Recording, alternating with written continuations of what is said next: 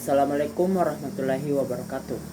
Perkenalkan, nama saya Faisal Tamrin dengan NIM 2222088, Program Studi Administrasi Publik Reguler 3, Fakultas Ilmu Sosial dan Ilmu Politik.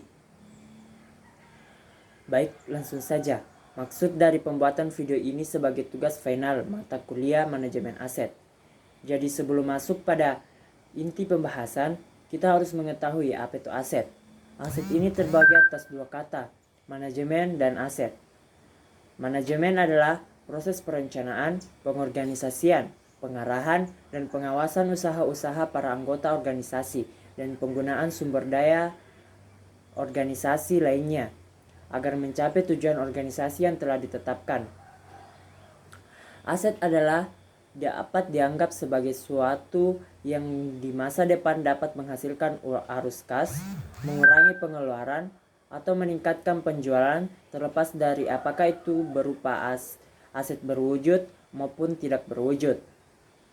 Aset adalah sumber daya dengan nilai ekonomi yang dimiliki atau dikendalikan oleh individu, perusahaan, atau negara dengan harapan akan memberikan harapan di masa depan. Aset adalah sebuah kekayaan yang dimiliki oleh seseorang atau perusahaan, baik berwujud maupun tidak berwujud, yang berharga atau bernilai akan mendatangkan manfaat bagi seseorang atau perusahaan tersebut. Manajemen aset merupakan salah satu pengelolaan yang harus dilakukan perusahaan terhadap aset yang dimiliki. Pengelolaan ini membantu perusahaan dapat dalam mencatat, memantau, menjaga, dan memelihara aset yang dimiliki. Pengelolaan aset ini juga membantu perusahaan dalam menyusun anggaran sehingga tidak terjadi pemborosan terkait pembelian aset berlebihan. Untuk melakukan manajemen ini, ada siklus yang harus dijalankan secara berurutan, yaitu perencanaan kebutuhan aset, mengadakan aset, inventaris aset, penilaian aset, legal audit aset, pengoperasian dan pemeliharaan aset, penilaian aset, penghapusan dan pengalihan aset, serta pembaruan aset. Manfaat manajemen aset. Penerapan manajemen aset pada perusahaan bermanfaat untuk mengurangi pengeluaran dan optimal dan meningkatkan pemasukan. Sementara itu, manfaat lain dari manajemen aset bagi perusahaan adalah sebagai berikut. Yang pertama, mempertahankan nilai aset. Manfaat pertama dari manajemen aset adalah untuk mempertahankan nilai aset perusahaan. Dengan perencanaan yang matang, perusahaan dapat mengurangi risiko kehilangan nilai asetnya karena rugi atau rusak. Oleh karena itu, nilai aset perusahaan tetap tinggi serta bisa bertahan bahkan di situasi kurang menguntungkan. Yang kedua, meningkatkan keamanan. Mengingat jumlah aset perusahaan tidak sedikit, penerapan manajemen aset bermanfaat untuk menjaga aset agar tetap aman serta terhindar dari risiko hilang atau rusak. Adanya tim khusus yang bertugas untuk menanganinya membuat perusahaan tidak perlu khawatir karena aset telah terdata dan tersimpan dengan aman.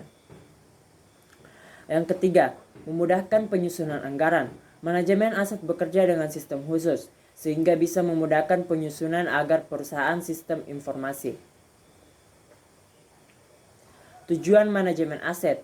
Yang pertama, untuk memahami status dan kondisi aset yang ada. Untuk tujuan diadakannya sebuah tindakan pengelolaan atau manajemen sebuah aset. Yang pertama, untuk memahami status dan kondisi aset itu sendiri. Yang kedua, guna menjaga nilai aset dalam jangka panjang dengan melakukan pengelolaan aset yang dimiliki baik dalam bidang jasa, bangunan, emas, atau lainnya bisa menjaga nilai aset jangka panjang. 3. Memiliki investasi aset yang benar. Mengetahui jenis aset yang tepat untuk diinventariskan akan mendorong pemilik dana memahami bahwa menjaga kekayaan salah satunya adalah dengan memiliki aset yang tepat. Tujuan melakukan pengelolaan aset adalah juga bisa menjadi pembatas untuk memberikan alokasi keuangan pada hal yang benar. Seperti misalnya tinggal di perkotaan, maka bisa memiliki jenis aset apartemen, toko atau tempat hiburan yang tengah hingga menabung emas. Yang keempat, mendapatkan keuntungan maksimum dari aset yang ada. Kemungkinan tujuan diadakannya pengelolaan aset adalah untuk mendapatkan keuntungan maksimum dari aset yang ada. Berbicara investasi, maka tidak mungkin tentang melakukan pemberian dan penjualan barang jangka pendek. Aset yang menguntungkan identik dengan masa waktu pengelolaan yang panjang, karena nilainya yang semakin besar setelah pengelolaan beberapa waktu lamanya. Yang kelima, sebagai bagian penting penyusun neraca, akuntansi jika dibutuhkan pengelolaan aset juga bisa dijadikan alat penyusun neraca akuntansi jika memang dibutuhkan. Misalnya saja pemilik aset, seseorang pebisnis atau akuntan, maka pengelolaan aset yang dimiliki bisa dicatat dan dijadikan perhitungan keuangan. Namun misalnya saja tidak membutuhkan data rinci mengenai nilai aset guna menyusun neraca akuntansi juga tidak masalah, karena hal ini akan memberi data yang faktual tentang kekayaan Anda. Yang keenam,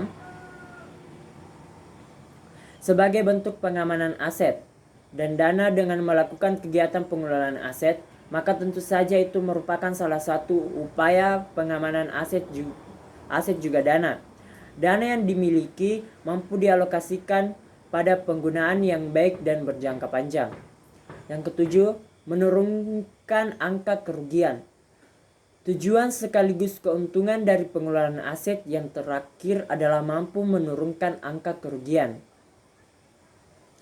Adapun contoh aset di organisasi, yaitu UKM Seni Lontara Universitas Muhammadiyah Sinjai, diantaranya berupa aset fisik. Salah satu yang bisa saya angkat yaitu pakaian tari dan aksesoris tari. Salah satu aset fisik yang harus dibutuhkan di UKM Seni Lontara, karena ini merupakan salah satu aset yang paling sering digunakan ketika ada kegiatan pernikahan. Pakaian dan aksesoris ini juga sering digunakan ketika ada kegiatan-kegiatan tertentu. Cara pemeliharaan aset. Kegiatan pemeliharaan ini adalah kegiatan yang dilakukan agar aset tersebut selalu dalam keadaan baik atau tidak diberikan biaya perawatan aset tersebut. Mungkin itu dari saya. Sekian dan terima kasih. Assalamualaikum warahmatullahi wabarakatuh.